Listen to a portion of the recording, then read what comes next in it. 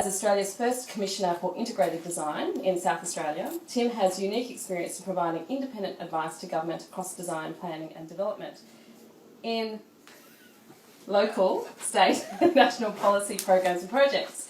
Tim is an award-winning architect with experience spanning the public and private sector in Australia and internationally. And common throughout has been a deep interest in civic space and the role for design in shaping human-centred urban policy. He's also been on a stack of different panels and committees and so on, including one that we sat on together, the Built Environment Industry Innovation Council, and I think another one that I'm particularly interested in is the CRC for Low Carbon Living. I'll hand it over to you, Tim. Thank you very much. Hello, hello, hello. So I did say to Siobhan, do you really want me to talk about what we talked about? I'd talk about. Because yes. Because Joanne, after that, I want to take us into what maybe is fairly sobrietist territory. I'm interested in how government works. I'm interested in the design of decision making. I'm interested in how government interfaces with people. And I think having a designer's background, having an architect's background, it's the capacity to put yourself into the shoes and through the eyes of sort of someone else. So that's in some ways the only expertise I bring to what I'm about to run through. So it's pretty thin. I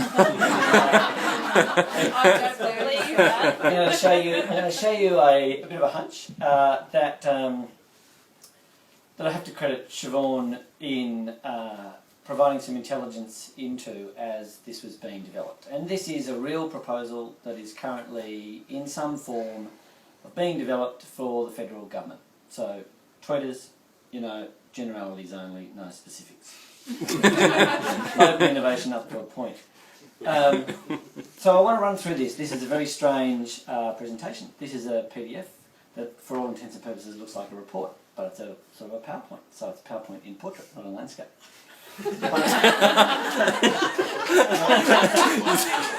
You're messing with our minds. And on top of that, it's kind of squashed. So I'm going to walk you through a whole lot of diagrams, which are Venn diagrams that are really perfect circles, circles within circles, and they're going to be a whole lot of sort of horizontal ovals. You're just describing government now. Yeah.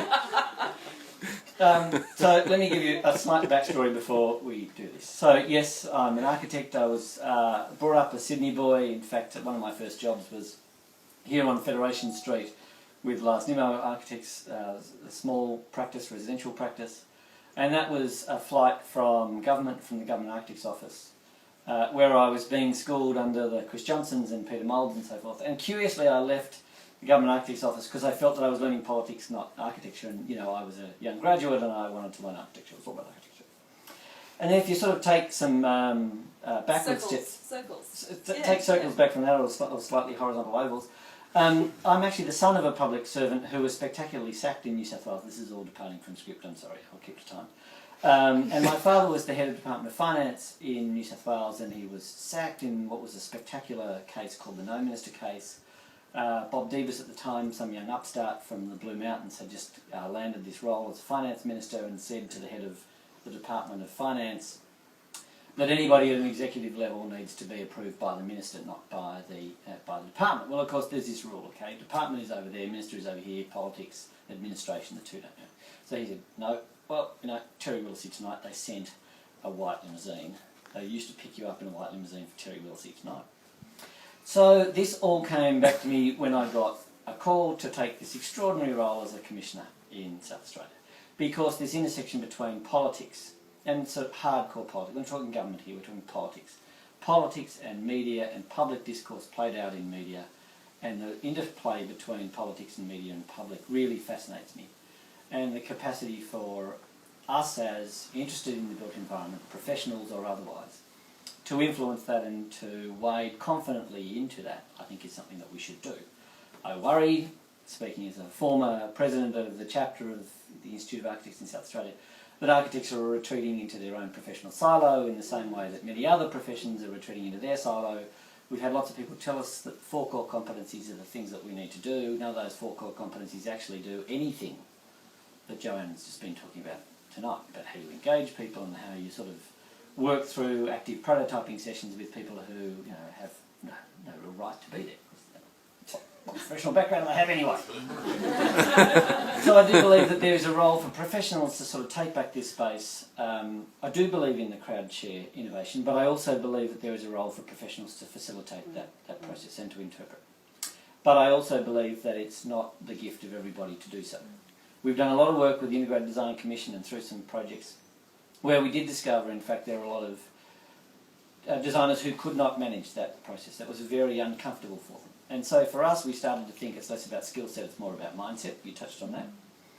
And then came to the very uncomfortable conclusion that, in fact, many of the most creative, lateral thinkers who were gifted in foresight, for example, holding thoughts, many thoughts in the air at the same time and allowing them to evolve before selection, in fact were from the field of science. But we've been told that science is really about reduction to a single point. Well, I'm afraid we end up with architects who are convergent or closed thinkers, and we end up with scientists who are divergent thinkers. So I'm sort of confused now, other than going back to mindset. And there's some great stuff written. The Chief Innovation Officer, I think, for GAP, has written a paper on boundary spanning, and again, you sort of touched on that, the importance of finding your boundary spanners. And what I like about that is it goes back to mindset, it goes back to individuals, and it doesn't mean that or it's less likely to result in the cabal of the professions, which, don't worry, you'll take it and you'll like it. So with that in mind, the question that I wanted to pose tonight, which is I threatened, is really quite overly serious, is if we were all to ask ourselves, your Premier or your Prime Minister for a day, and we want to influence the shape of government. We've had lots of conversations about how we do that. That's fine. I've got my cabinet on side. I've probably got 70% of them with me. Now I've got to propose a model for what that means. So what is it? Now it's no longer in the realm of what we should do. It's actually what we are doing. What is the structure, and how do we actually deliver a design capability, a creative design capability inside of government? So I'm not talking here about strategies which exist outside and then try to influence in. I'm talking about the Premier's come to us and said, let's do it. So this is a strategy which says, what would it look like? This one here in particular is framed more at a federal government model, a national model. I'm running out of time already. And so this is what I want to take you through. So, as I say, this is PowerPoint in portrait format, unheard of. So here is how we're going to define design, and I believe design is both a sector, and it's a series of disciplines, and it's also the verb. So whether it's a big D or a small d, kind of it's both end. And the point is that design needs to work in the context of a supply chain. It needs to work in the context of not only design as thought and concept, but also that process of planning and delivery. Now, we've used the terms here because this is actually framed up, to be perfectly frank, as a built environment proposition. So this is, we've heard of CABE in the UK, we've had a dalliance with an integrated design commission, we've had planning commissions before, we've had, it's faced some major issues around construction productivity and the decline of productivity, the crap housing that we're getting, poor quality housing, housing that's no longer meeting our needs, enormous cost in retrofit, etc. Things are happening all over the place, and yet what we're seeing is construction and development sits over there, and then there's this sort of niche over here which is around sort of design, and by the way, we need to improve our planning, because if we could streamline that, that would be really good. So the point is, how do you see all that as part of an integrated supply chain? You start with the three circles. I threatened Venn diagrams like you've never seen before. So design, planning and delivery. Really interesting, someone who looked at this said, why isn't design at the top? That it should be, and you think, listen, the point with the Venn diagram, I think, in some ways, is that if it's working, it's cyclical, and therefore it can be top, side, bottom, middle, whatever. The point is, they exist, and there are intersections between design, planning, and delivery. What these ones then say is that it's really important that we understand that within design and within planning and within delivery sit certain subsets. So within design, who would have thought there's a man over there who's a service designer? Joanne's a service designer. I'm taking a punt, 70% of people at the National Architecture Conference don't know what service design is, interaction design. There are a whole series of emerging disciplines which are really important and I think can help the built environment, importantly, that are not understood. So we're architects, we're important. Design, to be perfectly honest, I would say that, again, 70-80% of architects that I would know would offer underlying view that design is a thing that you do if you haven't registered as an architect. Is there a building design? Well, don't even go with the building designers. We just, So I think there's a cultural predisposition. I wrote that down when someone was talking. There's this cultural predisposition which is we can't talk about design because we need to talk about architecture. We're talking about architecture, Tim, or we're talking about design?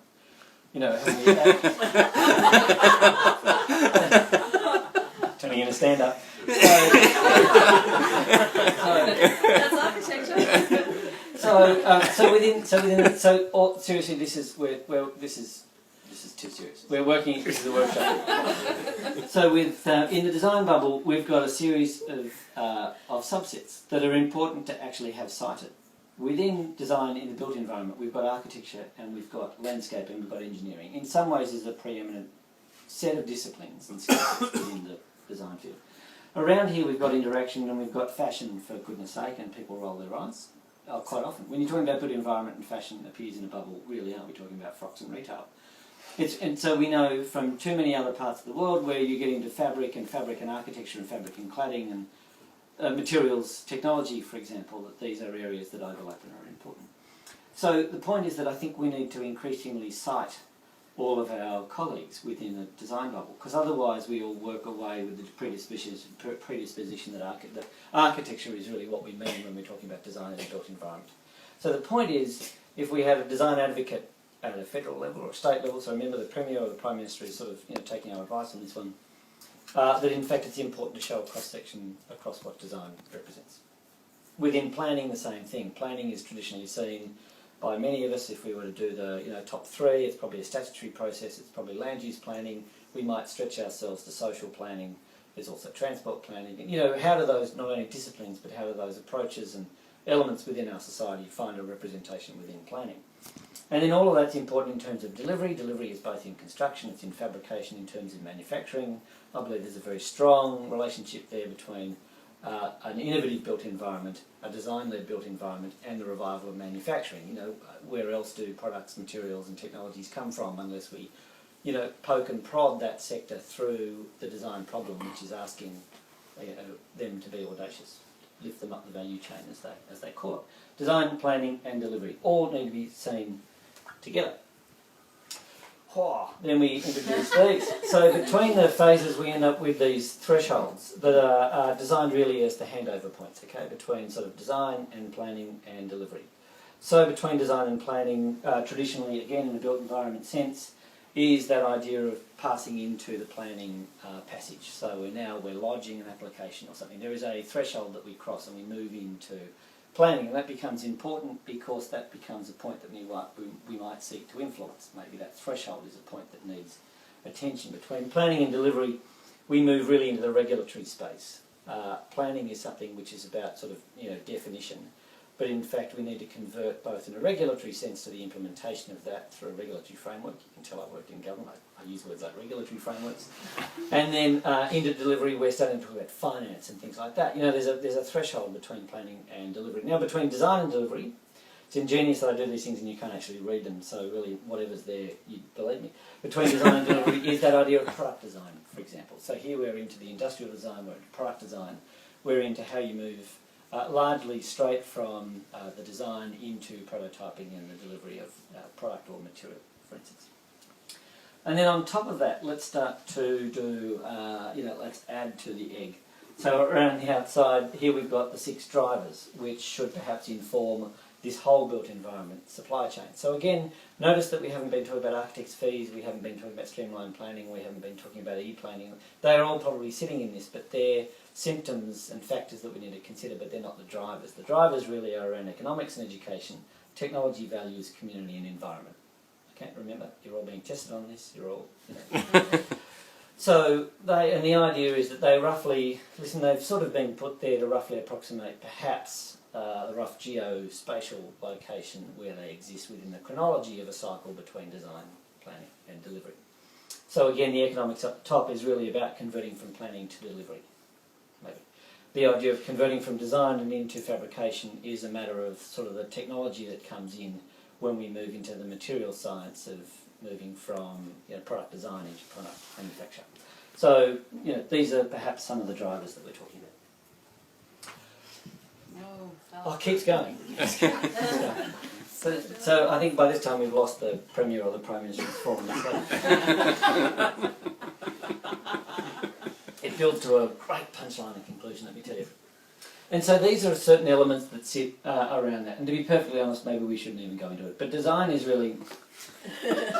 well, we can't even read it, so, So between... which is my problem and my fault, and I'm sorry I take full responsibility for that. But, mass manufacture, for example, and the capacity to engage people, and the capacity to change behaviour is really probably more, I would say, within a design capacity and a design field and capability than planning or delivery, for example. So if we're talking about changing the form of our cities, or if we're talking about the change in behaviour or how we interact with products or services or something, that is probably more a design question, for example, than in a planning or delivery sense. So that's what these are beginning to point at. They also go to skills and to training and things like that, but since we can't see them, I don't think it's going to be a very interesting part of the presentation. Then we start to say, Prime Minister, don't worry, we've got it all covered. We've got some social and environmental and technical. In fact, this is largely how we can sort of chunk or oversimplify it. We had a Rural Integrated Design Commission. If it wasn't cringeworthy oversimplification, you hadn't quite crafted the right level of language for a minister. So, social, environmental, technical, got them covered. Technical is much more in the delivery phase. And this is a really useful way of talking about design as actually achieving your social outcomes. The social return is not something that you should see really through sort of cheaper housing. It's very rare that cheaper housing provides you the social return, because the drivers for that are not right. So perhaps the design is the way we can start to influence the social, for example. And in the planning might be broadly seen as really addressing some of those environmental... Of course, design begins to tackle all those as well.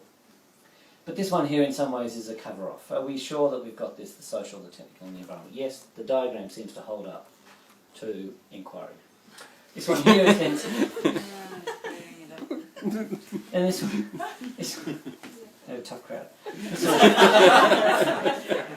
This one here is then, so now we're getting into the point where today I sat with ASBEC, the Australian Sustainable Built Environment Council, and it's an extraordinary, august body, some 40 CEO level industry groups. From the Australian Procurement Council through to the air conditioning, through to the architects, through to etc. Australian Conservation Foundation. It's very mixed. Yeah. They're all there. And that becomes really important because the way we move from this kind of what are the drivers we're looking at and what are the thresholds, and then into who would take receipt and who would take carriage and who's included in an organisation that needs to deal with something as diverse, enormous and important as the built environment, supply chain, design, planning and delivery. So again, I like that. So what you're seeing here is a whole series of peak bodies. Basically we're identifying who needs to be in the room. It's the line of sight to the MBA and to the UDIA and to the Property Council, for example, but also the Institute of Architects. And who knows, goodness, there's a peak body around interaction design that no one knows about, for example. Yeah, believe it or not, they're in there. So they become important because if we're converting this idea of how you engage people in what they need and want into an organisational structure that then becomes part of government, you do actually need to provide a line of sight and make sure that conduits are there. And we often organise ourselves in peak bodies. Best and the worst thing about us, the way of reinforcing the professional side of us. And so this is really a way then of providing a line of sight between diagrams that have come before so how would we then begin to configure this? How would the interface work between back of the iPhone to the front face? And what is the organisational structure of something which would really bring together design, planning and development? And this is the org structure. Now, is this really working for us? I don't know. The idea is, if people know the Commission for Architecture and Built Environment in the UK, it was a really great institution, but it was largely divorced from the construction supply chain. So all you could do was really influence master planning and projects in an early stage, and then it sort of went off into planning and development. There was very little recall or continuity. This is important, I think, if we create within the built environment supply chain, design, planning, development, a line of sight back to community engagement. So this is really interesting for when we went to the Green Cities and we were talking about how you prosecute the idea of a greener, better world, a good world, and how you engage people in that at a strategic level, at a master planning level, and then at the products in a crash sense, the stuff that we build at the end of that. And so how can a cave, for example, be more than really just a tick or a cross against a project? How does it fit within a broad supply chain? So what we've been looking at, so here's the thing to test, is a series of commissioners, for want of a better term. So working title, there's task 1, find a better term. The gloss has worn off, commissioners, let me tell you. Design, planning and delivery gets a commissioner as a conduit into that world that we've already talked about. So the commissioner for design could be an architect or not. But importantly, that is a conduit through to that bubble with many bubbles within. So that person becomes an advocate for interaction design and for graphic design in terms of wayfinding around precincts, just as much as the role for engineering and architecture in terms of delivering something. Planning is that idea of then being the advocate in the planning around statutory process, but beyond that into the environmental influence that we talked about. Delivery allows us to then take the design innovation through into construction innovation. I'm going to speed up. Now, so that gives us 3, design, construction and planning. There's 3 others that are put into the model then, because, and they occur at the thresholds. They occur at the thresholds, so the regulatory needs to be in terms of local authorities and so forth, in terms of the handover process that happens between design and planning.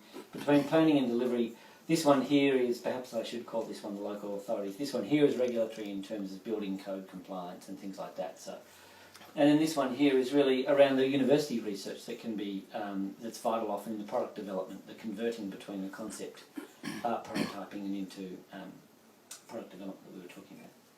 This is then how they might arrange themselves in influence to various agencies and government departments, for example, and major research organisations and initiatives. And then we get into budget. It's a good thing that thing's fuzzy. I reckon it's about 2 million a year. About 2 million a year for this. Quick one. Sorry. So what we started to do is then sort of model that out. So what would an organisation look like that do? And here we've got, in fact, the Collective Government Architects of Australia, which is probably not the right message to send if we're talking about multidisciplinarity, but what we wanted was sort of, 10 people, because this is the commissioners from representing that whole supply chain plus the secretariat staff that support them. So quite seriously, this is going to government as an idea that it's this many people, it's that budget, and what do? They engage and lead, so they provide, if you like, a consistency and standard and be the benchmark for how you engage communities and how you lead in good design planning and development. They publish and promote the best, so that they actually do pick winners. We don't accelerate innovation unless we start to pick winners and say a bit more like that, please. And they advise and support. So in terms of when we called in advisors to Barangaroo, for example, independent advisors to Barangaroo, but who do we look to, where do we source them, and what background and what rigour is being applied? Well, I don't know, perhaps this is something that can be done in terms of advice and support to government. Early procurement, early advice on major infrastructure projects, for example. Maybe that again is the entity here. And then we started to look at some of the things that they could do. So this is the prototype. So I started by saying I think this was overly deep and sombre and serious to jump into at this late hour on a Friday night. So I'm going to end somehow on an up note by saying, what do you think? What's missing? And what haven't I covered? Does it work? Deb? And I'm not going to be somber or so I think the thinking that's gone behind this is fabulous, absolutely terrific, and well overdue. How in this thinking do you deal with ministers? And I remember a discussion with a planning minister, a very intelligent man who was elected and appointed as New South Wales Deputy Premier and happened to be a Minister for Planning. And on day 2, and he was dead serious, and this is the whole government, but this is a very simple discussion. He wouldn't ever. No. But his question was, we've got a plan, we've got plenty of maps, why on earth do we have a Department of Planning?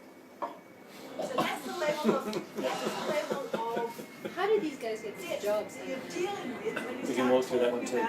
Just read okay. Yep. Yep. It's that level. Which is why I really love how you begin to stick the caboose on the problem seeking and problem solving. So the implementation is the thing that they often struggle with, and They couldn't follow this discussion.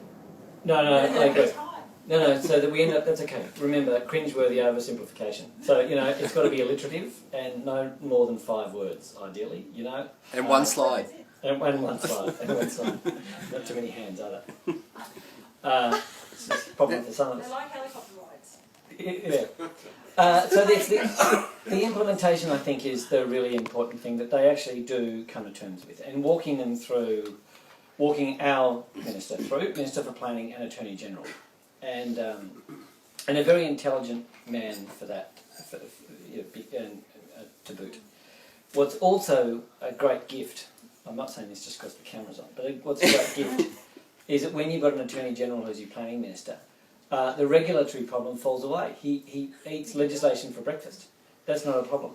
So Charles Landry says that we need vision to set the rules, not rules to set the vision. So when you've got the planning minister who's the Attorney General, you've got this chance if you can pitch and if they can understand, then suddenly the rules are not the problem. And so quite often, I guess the way that we were able to create impact to the extent that we were was by walking them through. It's not just Tim Williams, who I think stole it from someone else. It's not just enough to do the right thing. You've got to do the thing right. And there is something around that which, at a very base political electoral level, they understand. Yes, but it's also got to be, how do you do it right in a simple way that they can understand and they can communicate to their, it's basically, I remember it's front page telegraph stuff, if a 12-year-old can't understand, the minister certainly won't. Yeah. So, no, well, that's a good point. So this one here is, this is a presentation devised for this elevated audience. John will have a view on that too. It's, it's the page on the left that really we give to the minister. Those people, you can go to these. It's missing modern families. Without trying to overcomplicate it, you've got 3 things up there. I suppose my question is, why isn't operation up there? Because that's when the built environment really meets the customer. Yep. And if we're not delivering something that really works operationally, yep, have we succeeded? Very good question, and this is where fuzziness, FM, facilities management. Okay. And so what we wanted to do was say it's not only about the, it's not about just the assembly of the building, it's the operation afterwards. One of the great things from ASPEC today was meeting Nicholas Burt, who's the, it's my prop, Nicholas Burt is the CEO of the Facilities Management Association of Australia.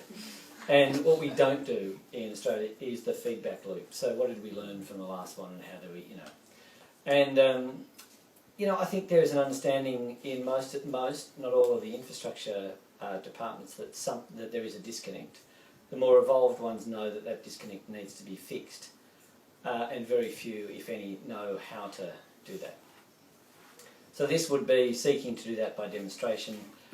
Groups like ASBEC and Green Building Council begin to do that. But the best work I've ever seen is a document called BIDS, which ACOM and others contributed to around life cycle and made that loop a very real one between delivering a building and its operation and the impact and how you learn from that into the future. So, I think this thing being place-based and project-based, which is sort of in some ways an overarching, prerequisite, I think, for this, is that you're always off those projects learning, demonstrating and showing back to the minister the nature of the problem through visuals and through demonstration. Does that make any sense? I guess I have a slightly different view of the way that cities work. I think it's in the order of 84% is private capital in terms of national wealth. And I think the biggest problem we face is getting major structural infrastructure right. And really, I think when you look where we are right now, people look after themselves pretty well. And I really wonder about how the connection then is between, the ultimate crowdsourcing is just allowing people to innovate with no regulation whatsoever, which is exactly what has reduced this place. which has got, Newtown has actually got a density of around about 80 dwellings per hectare. So it's not that dissimilar to a sort of 3-storey walk up thereabouts, and yet every single house is individual and every single house is being reworked. And I somehow feel that this sort of place is probably about the most sustainable in the sense of social evolution and all the rest of it, and it relies on a few major things such as a railway line that's within a few hundred metres. And I must say I'm not sure that the quality of the built environment and the striving for design excellence, which seems to drive a lot of the discourse, is actually what the problem is. So if we go back to the formulation of the problem, I think that the problem is much more to do with, let's say taxation policy or fiscal policy, and the way we conceive of ourselves. The other side to it, I think, is that once you get that big infrastructure and you commit to that, that in fact design excellence emerges of its own accord in different locations in very different forms. And so the idea of a coherent promotion of design excellence, which seems to be coming through in things such as Barangaroo, which would hold up that the next Virgil to buy is world best class, world's best practice, which is basically what's being foisted on us. I have a real reaction, I guess, to the terms like world's best practice. So I sort of wonder how, if we talk about emergence, I think, it's the big problem for Australia, I think, is largely about the social commitment to big infrastructure, in other words, higher taxation, which then allows individuals or localities to emerge of their own accord, based on the fact that that's where most of the capital is, and based on the fact that that's how you're going to generate the finance to change stuff anyway. So that's the big tension I see. What's the tension? I don't understand the tension, because I agree with most of what you said, of course. not all. But So, the tension is how, in terms of leadership, the tension is how do we convince people that, we empower them by putting in appropriate, serious infrastructure, which allows them to do weird stuff. Yep, 13-lane highways and things like that. No, not necessarily. Maybe in some locations. And this is my point. So I'm talking about how what I'm not getting from the building environment, what we presented is when this is presented to government, the big issue is, let's say the big problem is how do we become more sustainable? Okay, use that 4-letter word. Because it's now, I don't know how you spell it with 4 letters, but anyway. Good is But the answer. go back to sustainability. You go, okay, what's the problem? The problem is that we're overproducing. Now the fundamental tension in this is that the built environment, whether it's all the big developers and all the rest of it, they are fundamentally committed to doing one thing, which is building more stuff. That's it. That's their reason for being. So the thing is, unless that basic premise, which is why we're in such a state, unless that basic premise is somehow questioned, and unless you put in mechanisms, which probably do have to come from leadership and from government, unless you put those things in so that people are then able to live less materially intensively, then design excellence and these other processes are, dare I say it, doomed to fail in terms of that primary objective, which is to be more sustainable.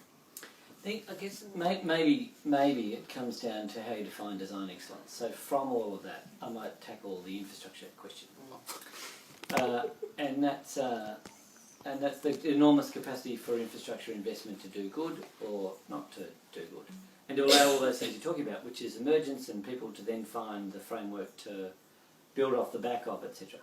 And I talk about 13-lane highways because at the moment we've got one proposed at the moment running through Adelaide called South Road. There's no modelling on it, 13 lanes at one point, and it's the preferred scheme is for it to be a viaduct 9 kilometres long, because it's the cheapest. So, at what point and who can help work through how a road can be more than a road? So how can a road deliver something more than that and allow what you're talking about? So I would call that the design excellence at that early stage. I would call that the strategic design of the stuff around the project that makes the good possible, you know, and avoids the bad, for example. So I would call that the design excellence at that stage. And that is prior to, if you like, but informed perhaps by planning and the delivery. Delivery is starting to talk to procurement, it's starting to talk to the economics that sit behind it, for instance. And by linking these, suddenly we don't have a financial question like Albanese's, if you want a great report,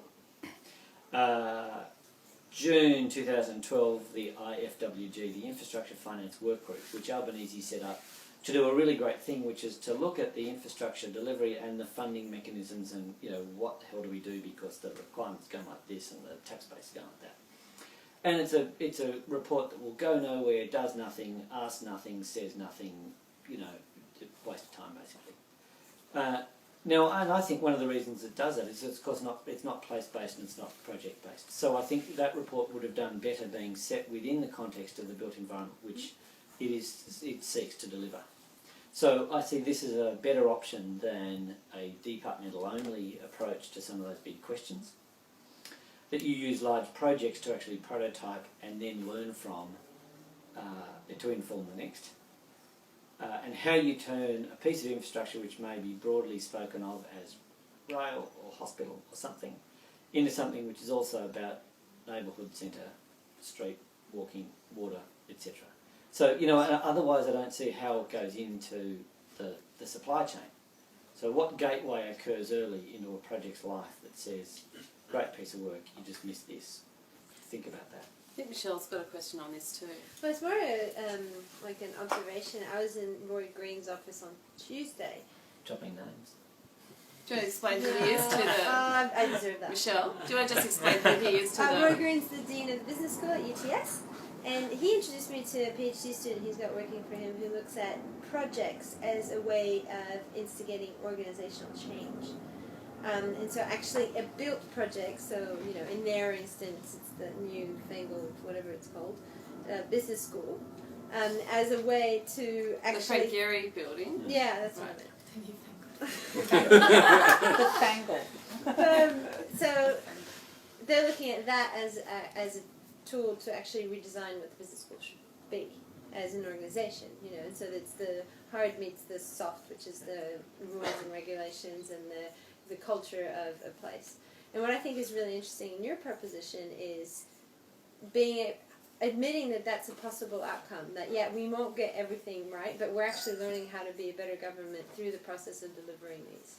And that's actually, but that's something that, you know, doesn't win votes, does it?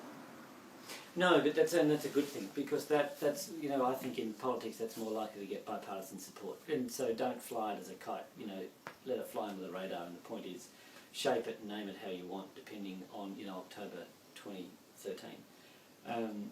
So, you know, to some extent I think the Venn diagram needs to disappear. I think it needs to become a lot more simple. Someone else needs to present it. But there's a, you know, the idea that you link one to the other. So, you know, construction innovation is part of the Prime Minister's announcement on industry precinct hubs, for example.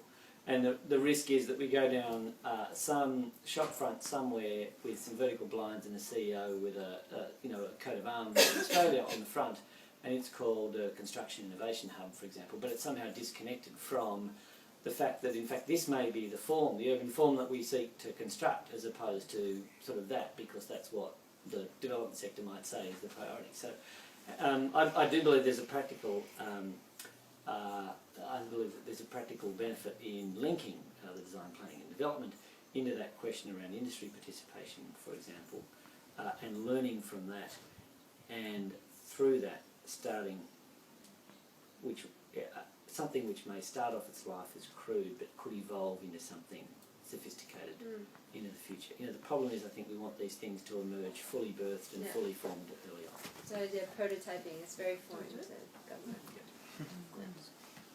I want to ask another question, sorry, building on Rod's question. Sorry, that's two.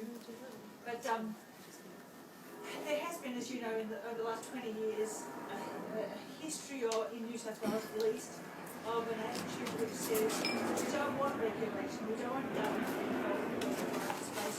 I too often, it's got nothing to do with government, it's nothing to do with communities.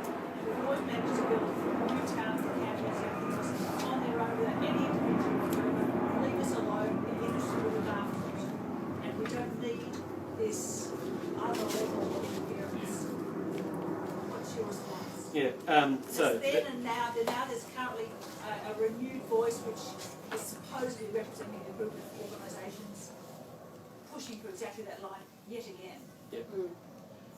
So perhaps the bit that I didn't sort of flesh out, and at this point it's the blatant plug back to what the Integrated Design Commission was trying to do, was then use an extremely lightweight, light touch secretariat. We had 6 staff. We had more associated with the big flagship project, but 6 staff. And what we were able to do, because we understood the built environment, because we were architects, planners, landscape, etc., the network that we activated was the industry network. And the good thing about that was that we were able to call on the Oricons, for example, around some work which could speak into some confidential stuff that government was doing. So we need to find these ways which are not traditional and do not currently exist at bringing the industry networking capability, the network of networks and the intelligence of those networks into early decision making within government. So the idea with that core of, frankly speaking, 6 commissioners and kind of, a few staff, is that they are really only there to draw from the intelligence of an industry network. Now, how we orchestrate that industry network is a really interesting thing. I think this organisational structure could actually drive a more collaborative industry sector than currently exists. Let's face it, it's a pretty fragmented one. They're starting to get together though, aren't they? Like Aero, I don't know, is Aero part of ASPEC? Yeah. Well, they created this this road map. Yeah. Where they collected, something like, I can't remember now, a couple of 100 different organisations in different sectors that have got something to do with air conditioning, transport, and they're getting together and they're all really excited about it. Yep. And they want to work together and they've never spoken to each other. And so that becomes, as Beck exists and so does not need to be supplanted, but we need to find, and maybe that is the forum in that instance where that work finds its way into decision making. The risk at the moment is that everybody does do that work and the innovation for themselves. We look at the Lend-Lease work, we look at the Stocklands work, we look at work that is occurring in unitised building, we look at where innovation is occurring, and it is occurring, but it's sporadic, and what we need to do, I think, is to accelerate that. So how do you accelerate it? You have to somehow incubate and then speed the uptake across an entire sector. And so Aera's work is very good, but so too are others. But is that going to accelerate, or is it going to be overwhelmed by the work of the Urban Task Force, which actually says, bugger off, we're going to do it another way? But I suppose I was saying that because I think it's the right time. There seems to be something happening. People are wanting to collaborate more. It's a good time for what you're saying. So I'd just like to hear from Angus and then I think developers are saying we shouldn't have any regulations. Some are. Not many, Well, not the really big The ones. Urban Task Force are certainly. Well, that's because it's just trying to make a point that there's so much regulation and most of it is so conflicting that you can't actually comply with regulation. I mean, we're responding to a piece of proposed regulation where the FSR doesn't actually make sense with the height restrictions. They're in conflict. And you get that all the way through the planning system. I'm not, So, there's no question. Can I speak very briefly to that? So one thing that we did, because it speaks to the idea of having a conduit that can bring private sector into government. Praying mantis. Sorry, got distracted by a bug. So there were some planning frameworks proposed by our planning department, and what we were able to do, because of that special little position that we occupied, sort of government, but lots of great networks, was we suggested that the planning policies that were being produced actually be prototyped. So what we did was we got 5 teams in, and quietly and confidentially, we modelled, we asked them to do 2 things with the early versions of the planning framework.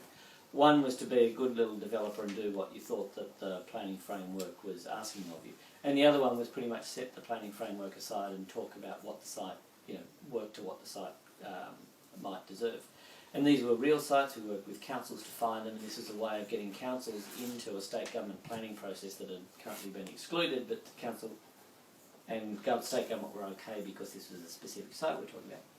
And through that process of actually prototyping it into a theoretical proposal for a site, we were able to point out things around car parking and FSRs and whatever. So that otherwise doesn't exist. There's not a capacity, certainly in South Australia, to prototype the logical conclusion of policy. So I'm interested in the logical conclusion of ULAB for me is to have a capacity for government to find a safe spot to prototype these things in a confidential manner that doesn't obviate or breach cabinet confidence, for example. I'm sure we can do that. And then to iterate back into departments. So that's, for me, the model you move to. I should wrap because this session's gone for a particularly long time, but it's been fantastic. And I think what's been really interesting tonight is that we've heard about design from three quite different perspectives. And for me, it's kind of been exploring design at one end as the designer as the facilitator, and at the other end it's about thinking about design and the crowd and how the crowd can shape. And we've also we've had Joanne's really interesting idea of the caboose, from actually understanding are we even asking the right question, right through to this idea of implementation, which Tim has also explored as well. And it's been I think a really enriching discussion. I think certainly I've been quite challenged by some of the ideas here tonight and thinking, I'm not sure I agree with that, but there are other things that I'm quite seduced by as well, and I suspect everyone here feels the same way as well. So thank you to our speakers tonight, to Victor, to Joanne and to Tim. Thank you.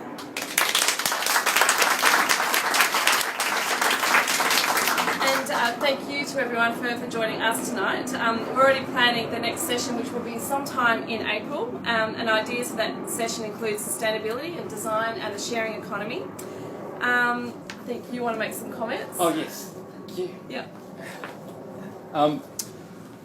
Yes, look, I'll be very brief. Thank you everyone for joining us tonight. As Siobhan said, we're already planning the next session. I think, Siobhan, too, you're going to share some of your notes from your travels last year. We have a... Yes, at some stage, yes. That's right. There's one last announcement. As many of you may know by now, today is Siobhan's last day at Pure and Applied. No. It's been a wonderful 9 months working alongside Siobhan. We haven't actually given birth to a child. Not this time. We've created a business, and it's a fantastic small business, but I'm very excited for Siobhan's next role, and I'm immensely proud too, but also immensely proud of what we've created in this short period of being able to work together, exploring sustainability, digital place. It's been great. I've really enjoyed it. So I just want to say thank you to Adrian, because it's actually been a really wonderful 9 months. I've actually learned a lot, and it's been, I think we've learned a lot actually in terms of playing around these different fields around sustainability, place, and design. So I'm really appreciating the fact that Adrian's going to let me go on this secondment for a couple of years. Yes, And I'm I'll sure it was just the kind of pay me more pay kind of thing. That's when I tried to offer them all. But Siobhan, don't be a stranger. There's always a place for you here, and a hot meal, and a hot coffee in the morning. Sorry, so it's Mally would come down the stairs. Anyway, thank you everyone, and please do stay. And also we should say Design Friday is still going. So this will still be happening on a sort of regular basis. Yes. And please stay around and have a chat. We've got more wine to drink. I can't drink it all, so please stay and chat. Thank you. Thank you.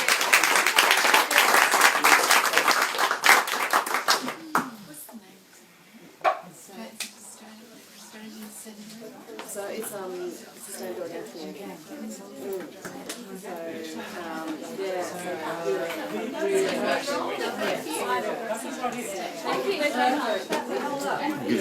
Oh, thank you. Sorry.